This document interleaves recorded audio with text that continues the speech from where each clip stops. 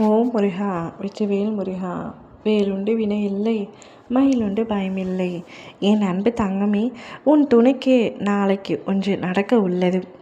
அதற்கு காரணம் நீதான் என்று உன் துணை மற்றவர்களிடம் சொல்லி அழப்போகின்றார்.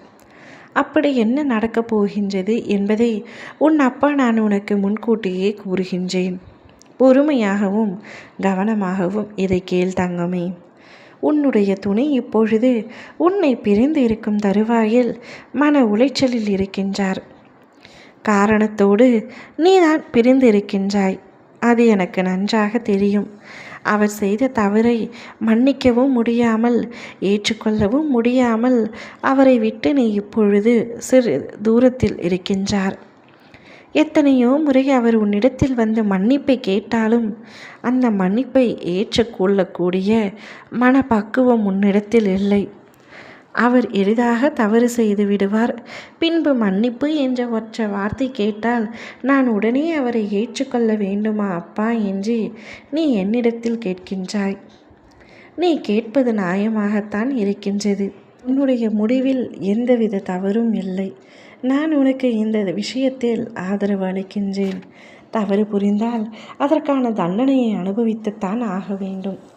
அதை நானும் ஒற்றுக்கொள்கின்றேன்.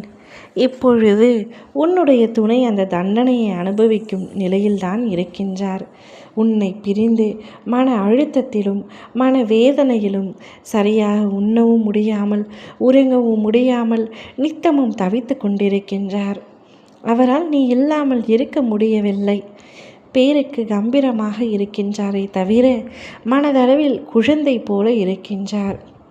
எப்பொழுது நீ அவருடன் பேசுவாய், எப்பொழுது நீ அவருடன் சேர்ந்து வாழ்வாய் என்று ஒவ்வொரு நாளும் காத்து கொண்டிருக்கின்றார். உன்னிடமிருந்து ஒரு சிறு குறுஞ்செய்தி வந்துவிடாதா, ஒரு அழைப்பு வந்துவிடாதா, நேரில் வந்துவிட மாட்டாயா என்று ஏக்கம் கொள்கின்றார். இப்படி ஏங்கி ஏங்கி சரியாக உண்ணாததால் நாளை உன்னுடைய துணை மயங்கி விழப்போகின்றார். அக்கம் பக்கத்தினர் அவருக்கு தண்ணீர் தெளித்து எழுப்பி விடப் போகின்றார். இச்சம்பவம் நடக்க உள்ளது. எதற்காக சரியாக உண்ணவில்லையா என்று அனைவரும் கேட்கும் பொழுது உன்னுடைய துணை சற்றும் தயக்கமின்றி என் மனைவி என்னை விட்டு பிரிந்து சென்று விட்டார், அவர் பிரிவை என்னால் தாங்க முடியவில்லை, அதனால்தான் இப்படி ஆகிவிட்டது என்று கூறி கதறி அழப்போகின்றார்.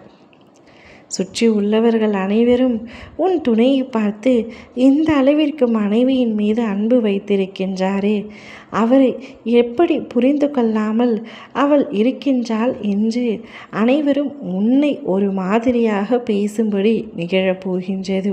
சுற்றி உள்ளவர்கள் பேசுவது அனைத்தும் உண்மையாகிவிடாது என்று உனக்கு தெரியும், எனக்கும் நன்றாக தெரியும். உன் மீது தவறே இல்லை. ஆனால் அவர் சொல்லி அழுததனால் உன் மீது தவறு இருப்பது போல அக்கம் பக்கத்தினர் சித்தரிக்கின்றனர். ஆனால் உண்மை என்னவென்று அனைவருக்கும் தெரிய வேண்டிய அவசியம் இல்லை. நீ அதையெல்லாம் நினைத்து கொண்டிருக்க வேண்டாம். மனதை ஒருநிலைப்படுத்தி அமைதிப்படுத்து. நாளை இந்த விஷயங்கள் அனைத்தும் முடிந்த பின் உன் துணையே உன்னை தேடி உன் வீட்டிற்கு வந்து உன்னிடத்தில் இவை அனைத்தும் சொல்ல போகின்றார். அப்பொழுதும் உன் மனம் இறங்காமல் இருக்கப் போகிறதா என்ன என்பதை நீதான் முடிவெடுக்க வேண்டும். ஓம் முருகா வெற்றிவேல் முருகா.